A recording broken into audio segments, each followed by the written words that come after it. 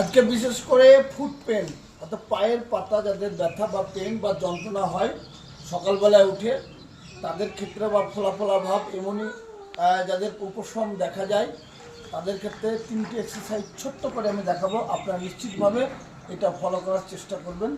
প্রথম এক্সারসাইজ, চেয়ারের উপর বসবেন। বসে এই যে আছে up down, up down, up down, এইটা 50 বার প্রতিদিন করবেন। সেকেন্ড এক্সারসাইজ হিল রাইজ বলা হয় এটাকে। হ্যাঁ,